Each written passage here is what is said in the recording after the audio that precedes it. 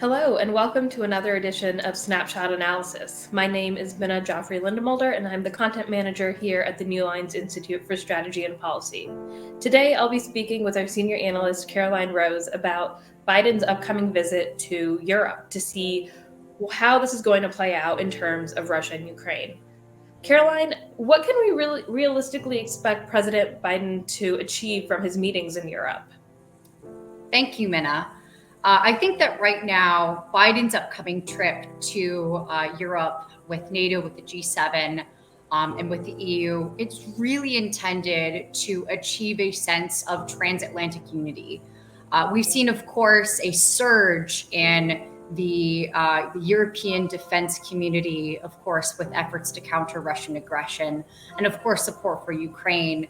But in recent weeks, we've seen a fragmentation between a lot of these EU and NATO countries regarding their specific policies on military assistance to Ukraine, addressing the displacement crisis in Europe, and of course, managing the emerging frozen conflict and power vacuum that is emerging in Ukraine. And so this visit really is to get all US partners and allies on the same page, not only necessarily in respect to military assistance to Ukraine, but then also, of course, thinking through the next steps of how Ukraine will unfold, whether this will be a long-term or short-term power vacuum. That could, of course, take up a lot of energy and attention for the European defense community, and how, of course, the United States can support. How do you think President Biden's visit will be interpreted in Europe, specifically by Zelensky and Putin?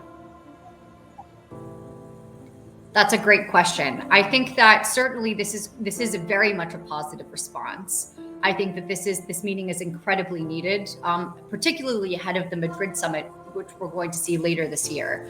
But this is a preliminary meeting that will, of course, not only have a discussion about how to address the crisis in Ukraine in the short term, but also, of course, the long term.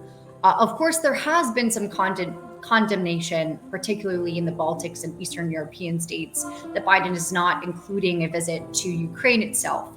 Of course, though, there are some security ramifications that do need to be considered. But I do think that overall, this is very much a positive response and very much welcomed by the United States European partners. Do you think that there will be any further sanctions announced after this series of meetings? And how effective do you think those will be in countering Russia?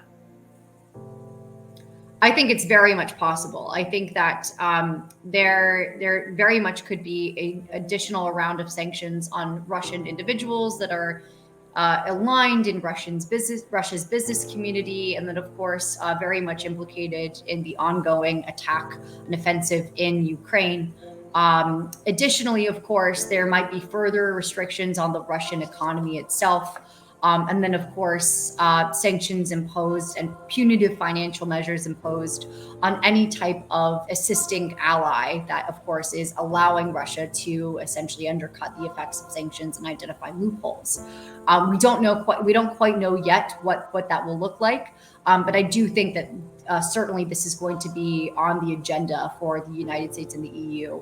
I also additionally think that there will be discussions on how the EU can seek to diminish Russia's energy influence in the EU, and then also, of course, how in the short term they can increase bans on Russian energy imports. Are there any other concrete measures that you are expecting to come out of this week of meetings?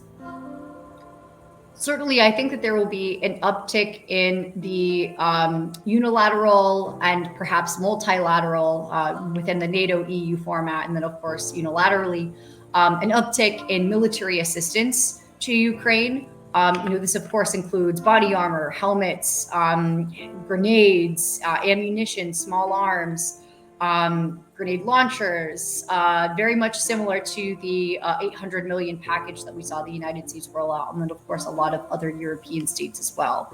Potentially an additional reinforcement of anti-aircraft systems, and then anti-armor systems as well.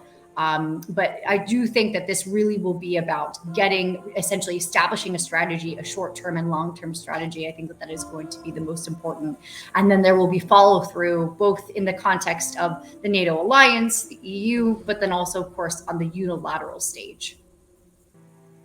Thank you so much, Caroline, for helping us understand the context around President Biden's visit to Europe. This has been Snapshot Analysis from the New Lines Institute. Please stay tuned for further coverage of Ukraine, Russia, and other geopolitical issues. Thank you.